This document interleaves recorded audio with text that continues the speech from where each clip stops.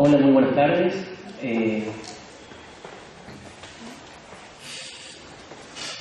¿Cómo se empieza? Siempre un problema empezar. Y a mí se me ocurrió empezar por lo siguiente. Recuerdo haber leído una página de un antropólogo francés que se murió el año pasado, si no me acuerdo mal, y que vivió hasta los 106 años, que fue Claude Lévi-Strauss, ¿no? Lévi-Strauss contaba en alguna parte, yo no me acuerdo dónde de su obra, algo que a mí siempre me impresionó.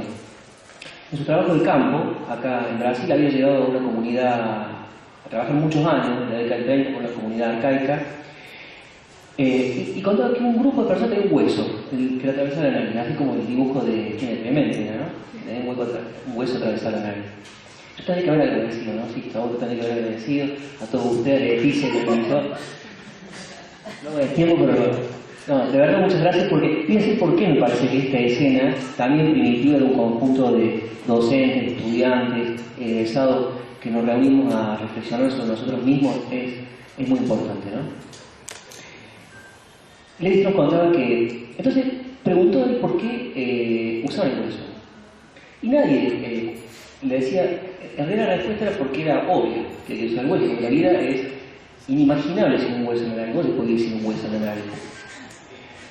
Entonces Lévi-Strauss se puso a buscar sociedades en historia, la llamaba, pero hizo una especie de genealogía y llegó, resumidamente, a un momento en el cual esa sociedad no usaba hueso en la nariz. Sino que empezaron a usar hueso a partir de que había un jefe, que era narigón, y además narigón era susceptible, y que tenía que todo el mundo que se tocaba la nariz hacía burla. Entonces prohibió con la muerte que a las personas se tocaran la nariz, y las personas se tocaban la nariz, pero por ahí, involuntariamente, trabajando, se tocaban la nariz, ñácate. Entonces, para no cometer el error, se puso un hueso, para no tocarse la nariz, ni siquiera involuntariamente. Después el rey se murió, y la gente quedó con el hueso, pero ya se pintaba el hueso, lo ponía más largo, más chico, y finalmente eso se naturalizó y la vida pasó a ser inconcebible sin un hueso en la nariz. Lo interesante de Lévi-Strauss es que todos nosotros en realidad somos esas personas de esa comunidad, ¿no? Todo el mundo, todas las culturas, las sociedades tienen un hueso en la nariz, por decirlo metafóricamente de alguna manera. Es decir, ¿qué son nuestras relaciones de parentesco? ¿Qué es el dinero? ¿Qué es nuestro sistema de justicia? ¿Qué es, no sé, el mercado? Todas esas cosas sin las cuales nos resulta muy difícil pensarnos, han tenido un origen, no son naturales, no son necesarias, no son obvias, y por eso el hecho de que un conjunto de personas no consideren como necesarias las cosas, sino que todo sea posible ser interrogado, pensado, conmovido, y el límite de lo que es posible experimentar sea siempre correr un poquito más allá, me parece que es muy importante, porque cuando eso se pierde, se despeja el territorio para formas de dominación y formas de dominación que no se perciben como tales, sino que son naturalizadas. Y en ese trabajo del pensamiento sobre lo que hacemos, sobre lo que somos, tiene una dimensión política que es indudable. Con esto quería decirles que me parece muy bien pensar las cosas con prudencia, sin ningún tipo de taxatividad en relación a los juicios, porque eso es pensar en comunidad, ¿no? Y esta escena que nosotros estamos teniendo en este momento, a mí me resulta, voy a decir, de verdad, muy emocionante, a pesar de que seamos pocos, porque hay un aspecto biográfico en todos nosotros que sin duda incide en la manera que tenemos de representarnos las cosas, ¿no? Yo soy exalumno de Esteban. Con Daniel fuimos compañeros en un momento que no era un momento cualquiera ni en la Argentina ni en la escuela, que probablemente a los chicos más chicos de esta fecha no digan nada, pero nosotros entramos al colegio en marzo del 76 y egresamos en diciembre del 83. Pasaban cosas en el colegio, era un lugar, yo siempre digo que es como de nuevo la antropología, como las cuevas, como los relatos de los ritos de iniciación, que a un chico de 11 años lo encierran al final de una cueva, digamos, muerto de frío, con hambre, con miedo. Eso no es claro, no es para torturarlo, es porque eso está acompañado y una persona que pasa todo eso, después sale a la vida y digamos, no lo tumba cualquier viento, ¿no? Eso es el rito de iniciación. Esta es una sociedad sin rito de iniciación y por eso una ventolera leve nos tumba por ahí. Pero el Belgrano en esos años era casi una cueva donde no había luz y donde no había que comer, ¿no? Y por eso la amistad era muy importante, ¿no? Las personas con las cuales tratamos de pensar otras cosas. Después fui docente 6 años también aquí. Después de Malvinas, en el 82, yo me acuerdo de todo, impresionante. Ahora tiene una recorridita y uno se acuerda hasta las baldosas que están rotas de aquella época, ¿no? Es un colegio que se mete adentro, los olores, todo, absolutamente todo, las caras. Y recuerdo que después de Malvinas en el 82, a Coelho le hicimos un centro de estudiantes. Y una de las cosas que discutimos en ese momento fue precisamente el ingreso. Finalmente no hicimos votación en el año 83 porque Coelho dijo que los chicos del primer año no votan. Nosotros dijimos que los chicos del primer año sí votan. Dijo no votan. Votan para el año que viene, cuando venga la democracia, usted no esté más. Me acuerdo que fue una charla, ya estamos envalentonados, ¿no? Porque había un clima de época muy raro. Y en ese momento, pero me acuerdo con compañeros, nos íbamos al frente, está Yarato todavía no está, ¿no? A discutir sobre estas cosas, me interesaba mucho la política, el deshielo, y el problema del ingreso era fundamental. Y desde entonces me quedo, y años más tarde, yo, hice una carrera universitaria, también mi clase acá, y participé en la política universitaria como representante docente de la facultad a la que pertenezco, que es la Facultad de Filosofía y Humanidades, en el Consejo Superior, como conciliario docente. Y me acuerdo que en ese momento, estoy hablando del año 2004, 2005, por ahí, en un momento asumió la dirección del colegio, el contador Garrido. Entonces iba por ahí al Consejo Superior y yo le decía, José, tengo un berretín de cuando era estudiante. ¿Por qué no hacemos sorteo en el Belgrano? ¿No? ¿Cuáles son los problemas? Garrido me vino, no me dijo nada. Y después de que pasó un tiempo, algo así como un año, una cosa así, me llamó y me dijo, el miércoles en el consejo asesor, ¿se llama? El que hace acá en el se va a discutir sobre ¿por qué no te da nada? Yo dije, voy. Año 2006 debe ser eso. Me parece que, no sé si la alumna dejó de ver, pero lo vi Paco Ferreira por ahí que entraba y creo que estaba, ¿o no? ¿No? Vale. Bueno, sale. Y claro, había viejos profesores míos, viejos senadores míos. Y yo dije que lo que a mí me parecía, pero con una impresión, ¿no? Con una manera de conversar sobre algo que podía ser conversado, ¿no? Que me parecía que sería muy interesante que este colegio está dotado de una excelencia edilicia, de recursos, pedagógica, académica, eso pudiera ser puesto al servicio de una población estudiantil de otras características. Que sería un desafío importantísimo. Eso es un poco el núcleo de lo que está diciendo, y obtuve una resistencia, digamos, un desacuerdo unánime, salvo Paco, que me habló que dijo otra cosa. Y una de las cosas que recuerdo es que había un viejo profesor mío, que creo que ya no está más, y que me dijo, pero si la vida es una lucha donde llegan los más aptos. Dijo eso, ¿no? Una especie de darwinismo. Y entonces en la escuela pasa lo mismo, porque tiene que ser distinto quién es. Entonces yo me quedé pensando, a partir de esa especie de darwinismo social elementalmente formulado y demás, me quedé pensando, y para esta ocasión se me ocurrió que mi contribución podría ser detenerme solamente en un concepto que además vi que está dando vuelta en las discusiones que están teniendo en el seno de la escuela y fuera de la escuela respecto al ingreso, ¿no? Es clásico también. Alguna de estas palabras le doy un tono, una acepción peyorativa. Justifica las desigualdades sociales, y hay una gran teoría integral, digamos, de mucho refinamiento, muy importante, pero que justifica las desigualdades sociales a partir de una perspectiva que es la teoría social del rendimiento, lo que en los países de habla inglés se llama la meritocracia. Y esa meritocracia es identificada con la igualdad de oportunidades, con una igualdad de oportunidades estrictamente formal. Esta es lo que es la idea central de la perspectiva que la sociología se llama neoconservadora, ¿no? Tampoco en un sentido peyorativo, ¿no? La palabra conservadurismo. Yo me considero un conservador en muchas cosas, o un conservacionista, para hablar con lugar mejor. Por ejemplo, para pensar la desigualdad, para pensar las desigualdades dentro de la historia de la filosofía política, hay un nombre que es central, que es el de Rousseau, ¿no? Jean-Jacques Rousseau, que probablemente ustedes en los últimos cursos estudien algunas de sus ideas. El año que viene se cumple un aniversario muy importante, los franceses van a tirar la casa por la ventana, Francia por la ventana. Rousseau fue el ideólogo de la Revolución Francesa. De ahí viene la palabra jacobino, por ejemplo, porque él se llama Jean-Jacques, ¿no? Juan Jacobo. Pero Rousseau no era jacobino, eso es lo curioso. Él se murió un poquito antes de la Revolución Francesa, ¿no? Bueno, pero eso es otro tema. Rousseau en un libro que se llama Ensayo sobre el origen de la desigualdad, pero nos dice hay dos tipos de desigualdades. Una parte de desigualdades que son naturales y otra desigualdades que son sociales. Para no mezclar bastante, yo diría que las desigualdades naturales las llamamos heterogeneidades. Las personas somos heterogéneas, ¿no?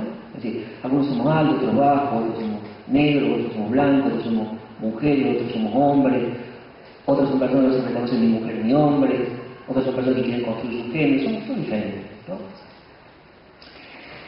Ahora, lo que Rousseau decía es que la distribución desigual de bienes económicos, sociales, simbólicos, educativos, culturales, no es natural.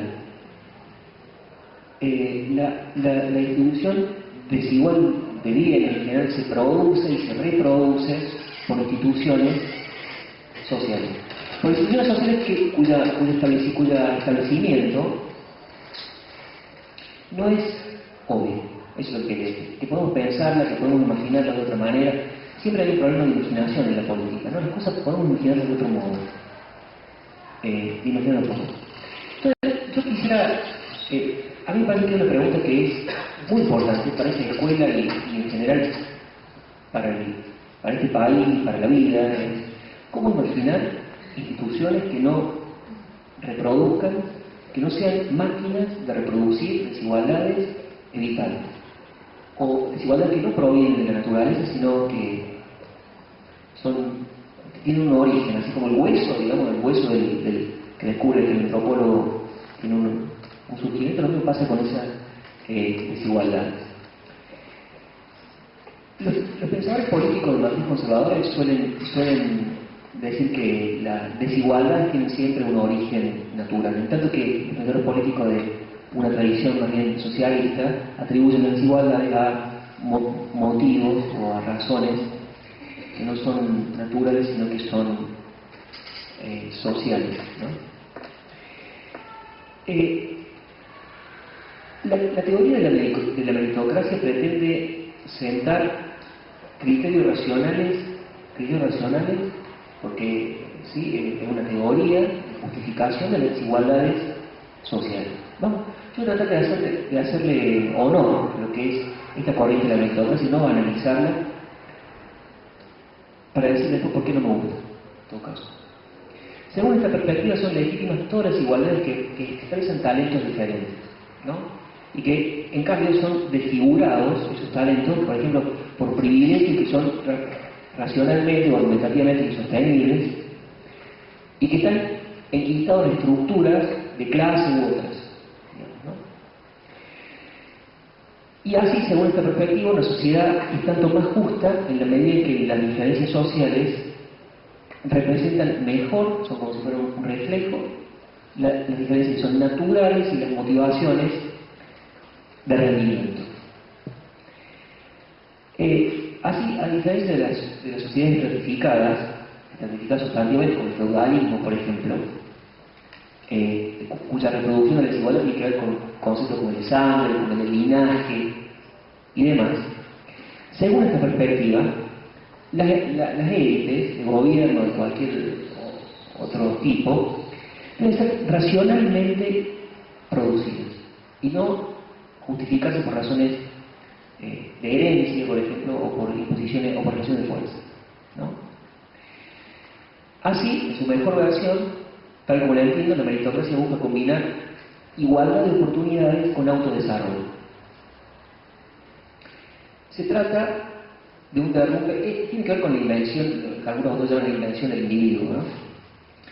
el derrumbe de orden de rango, a favor de una estructura social en la que la carrera escolar, universitaria, el examen profesional y otros mecanismos formales para medir el rendimiento, por ejemplo, test, selecciones, exámenes, pueden convertirse en los únicos determinantes del estatus, digamos, del status quo. Así, según la perspectiva meritocrática, la igualdad debe ser garantizada como igualdad de oportunidades y el autodesarrollo de cada uno debe ser compatible con el desarrollo de los otros. No debe interferirlo, no debe obstruirlo, obstaculizarlo, sino que debe ser armonizado.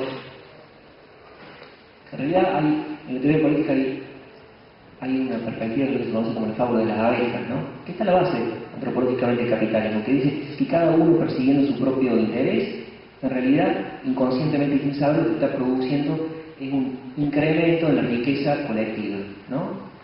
También tiene la metáfora de la copa rebalsa, ¿no? Hay una mano invisible que hace que las personas no apelan a la filosofía de la persona, en las cuestiones morales, etc., sino que cada uno sigue su propio autointerés y una mano invisible que acomoda todo eso de manera tal que esa pasión egoísta redunda en un beneficio público, ¿no? Los defensores de la meritocracia suelen apelar a una metáfora que es la metáfora del campo de carrera, de la pista. ¿Cómo se llama donde corren los caballos, no? En un hipódromo. Si a los corredores les son garantizadas iguales condiciones, si parten de la misma línea de largada, por ejemplo, si salen todos al mismo tiempo, si no se hace trampa al momento del inicio de la carrera, y llegan a la meta en tiempos distintos, bueno, eso se debe a que hay diferencia de velocidad, diferencia de fuerza, diferencia de talento, diferencia de esfuerzo, diferencia de preparación, diferencia de mérito. No somos caballos nosotros, la sociedad no es caballo, porque detrás de un caballo que gana hay mucho dinero en juego, entonces ahí está, ¿no? Dicen, ¿somos caballos nosotros? No, en ningún momento. Si no me de esa manera le pido disculpas, pero bien esta expresión un poquito mejor. Algo mejor. Sí, yo estaba haciendo una metáfora trata de decir algo con otras palabras para que se entiendan. A lo mejor no es una metáfora feliz, y lo voy a decir de otra manera. Supongamos que, dejemos los caballos, supongamos que hay una carrera de personas, la vida puede ser concebida, y estoy diciendo que estoy poniendo en boca de otros, o estoy poniendo en boca mía un pensamiento de otros que concibe la vida. Ha dicho, los pensamientos tienen que ser puros de adentro. Ustedes han leído. Perdón, señora, discúlpeme. Vamos a permitir la exposición y luego vamos a hacer las preguntas. Discúlpenos. No. Sí. De todas maneras, mire, le pido disculpas si lo ofende, porque le aseguro que no es he cortado eso porque es muy mala educación. No me enseñaron que corte uno que está diciendo, pero me pegó. Yo soy caballo, ¿eh? Sí. No, en este caso yo estoy muy interesado en su intervención, le digo por qué. Porque yo creo que lo siguiente. Porque yo creo que a veces, por ejemplo, los conflictos de ideas entre las personas se producen por dos motivos fundamentales. En primer lugar, por un malentendido o por una diferencia real. Y entonces siempre es importante despejar los malentendidos para que las diferencias aparezcan. A mí me parece que nosotros estamos malentendidos. Y a lo mejor yo le propongo que hagamos un esfuerzo los dos, eso se llama principio de caridad, para entendernos. Y para ver si finalmente si nos entendemos, aparecen las diferencias. Y es más fecundo, ¿no?, que discutir sobre lo que hace un malentendido. Pero voy a tratar de ser un poco más, bien esforzado por ser claro. La metáfora que suele usarse en la sociología del campo de carreras, dijimos los caballos, puede ser general, cualquier ser humanos, interpreta que hay diferencias individuales, que si hay garantías en la línea largada, en la línea largada, las diferencias que se producen espontáneamente en la carrera tienen que ver con los méritos individuales de quienes compiten, y por lo tanto es justo o es justificado que quien llega primero obtenga la medalla de oro, quien llega segundo obtenga la medalla de plata y quien llega tercero la de bronce. Anoche perdimos con Brasil y nos dieron la copa, llegamos segundo. Según la metáfora según esta metáfora, o lo mejor, según la metáfora de la vida como una carrera, el Estado deberá garantizar las condiciones de partida, es decir, la igualdad de oportunidades, ¿no? Esto de la igualdad de oportunidades es una cosa que está en el centro del pensamiento ideario liberal. Las desigualdades que se producen espontáneamente por diferencia de talento, mérito, inteligencia o esfuerzo, siempre que sean garantizadas las condiciones de partida de la igualdad de oportunidades, estarán racionalmente justificadas. Hasta aquí la reconstrucción muy soberanamente hecha del argumento meritocrático, como yo lo entiendo, y como espero no haberlo manipulado ni malversado. Ahora, a mí me parece que en la materialidad del mundo social las cosas son bien distintas, ¿no? Es como... Y nunca estamos en la misma línea larga, eso por empezar. Nunca vamos a estar en la línea, por una infinidad de variables. La pura negociación formal de igualdad de oportunidades no la garantiza, pero sobre todo, y esto es lo que quiero, una pequeña alteración en el léxico, incluso respecto de lo que venimos diciendo, yo creo que no se trata de igualdad de oportunidades, creo que se trata de igualdad seca, que son dos cosas distintas. Quiero decir, la igualdad de oportunidades no garantiza la igualdad. La igualdad de oportunidades puede atentar contra la igualdad, la retórica de la igualdad de oportunidades. Y entonces, en un discurso que suele autoconcebirse como progresista, me parece, digamos, yo hablo de todo, hablando de igualdad de oportunidades, pero me parece que tenemos que corregir esta palabra y hablar solo de igualdad.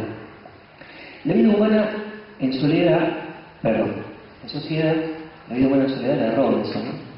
La sociedad, tal como la conocemos, está en gran parte sometida a examinación continua, calificaciones, clasificaciones, determinada por la lógica meritocrática de castigos y premios, incentivos, motivaciones. Eso pasa en relación padre-hijo, maestro-alumno. La vida efectivamente está, la nuestra por lo menos, pero podemos imaginar lo distinto. Y eso es lo que está muy tomada por la lógica meritocrática, ¿no? Yo tengo hijos, por ejemplo, y siempre, apenas todo dije, yo nunca vi amenazar con un castigo o sobornar con un premio.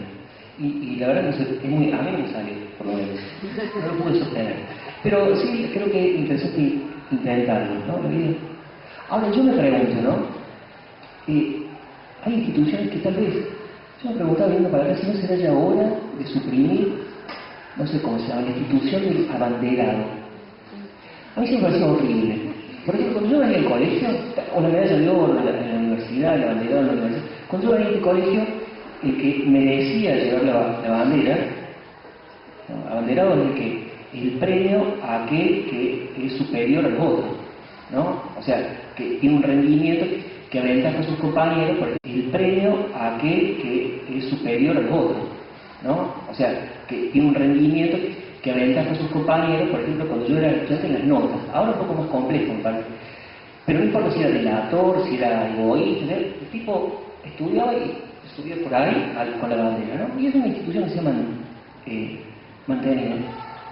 Yo me pregunto, ¿qué es eso de incentivar ciertas cosas con la... No es posible establecer un vínculo común que no sea el de la competencia, el de la carrera, el de la metáfora de la carrera, que las relaciones sociales en una escuela, pero también en la sociedad en general y demás, esté determinada por otras lógicas. Eso me preguntaba, ¿no? Ahora, la metáfora del campo de carrera lleva implícito que la vida debe ser concebida precisamente como una carrera y una competencia de todos contra todos para aventajar a los demás, por lo que lo único que el Estado debiera hacer para ser justo es garantizar las condiciones de largada.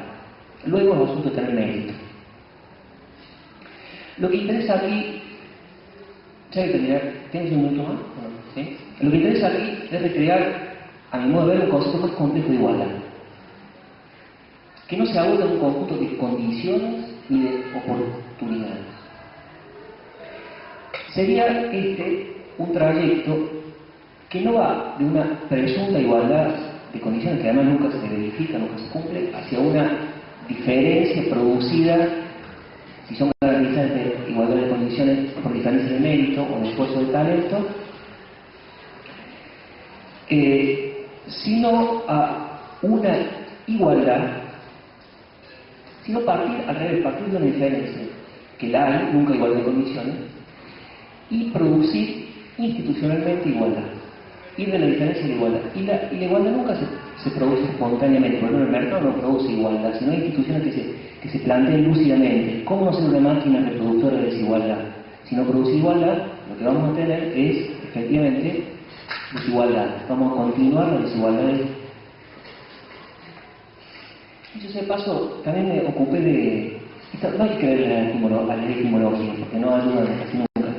Pero la palabra mérito comparte raíz no solamente con mercado, con mercancía, con mercenario,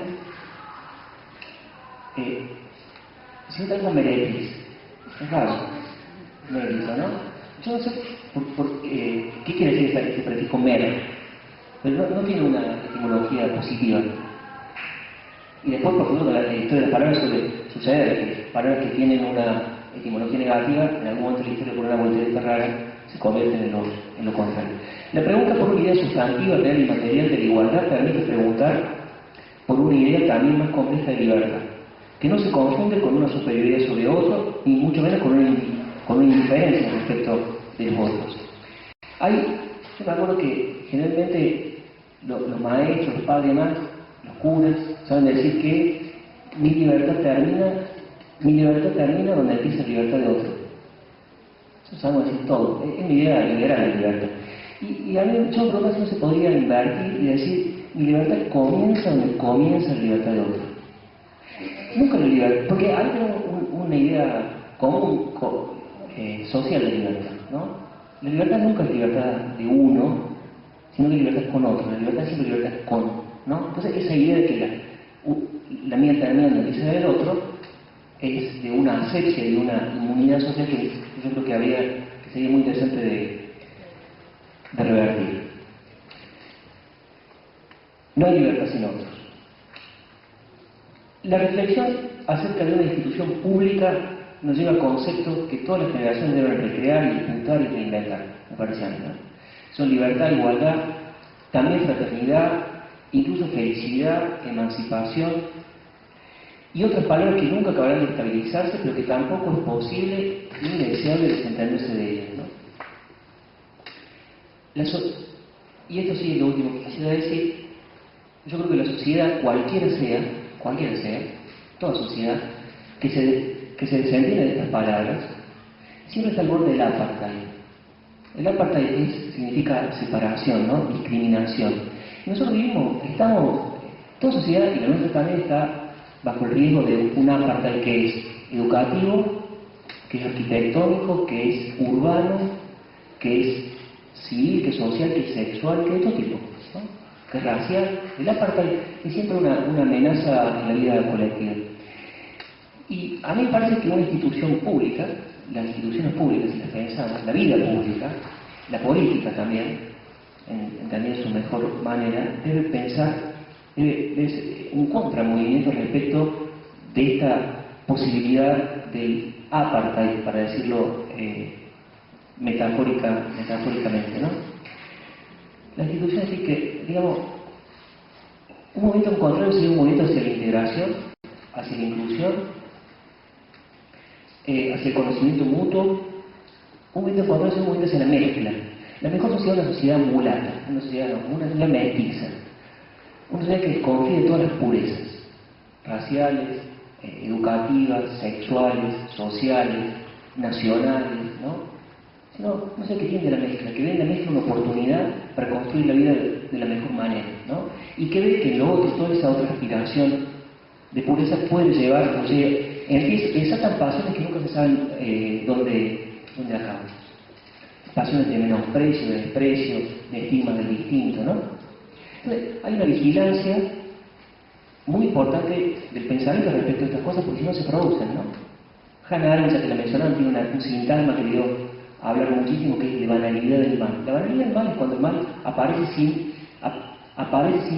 revelarse como tal, como si fuera la cosa más natural del mundo, ¿no? Y hay cosas que aparecen de esa manera y yo creo que son hace falta una vigilancia de la praxis y del pensamiento al respecto.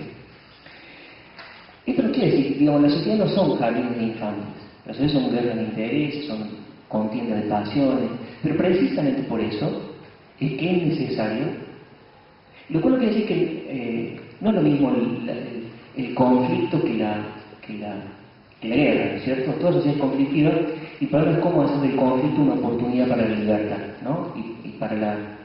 Y para la institución que provoca precisamente igualdad.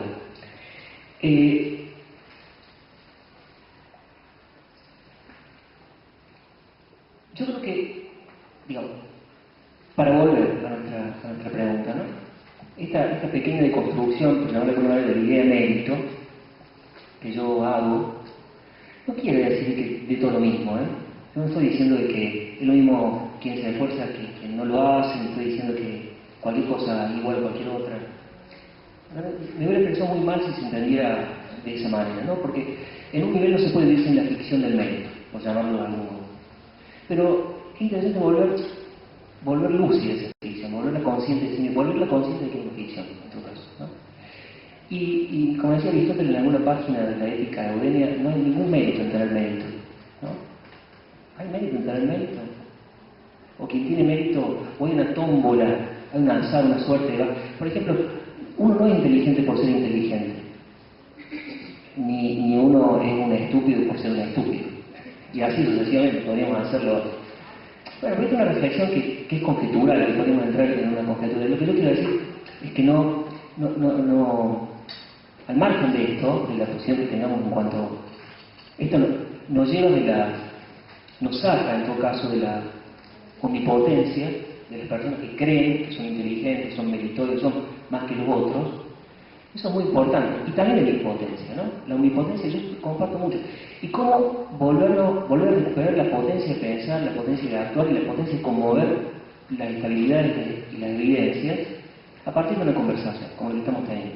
Yo creo que ese es el desafío. Y creo que la pregunta de qué es lo que esta escuela puede ser es una pregunta realmente muy interesante y en la que podemos intervenir todos los que estamos involucrados de manera conjetural, como estoy tratando de hacer, a partir de asumir la capacidad de imaginar muchas otras cosas. Muchas gracias.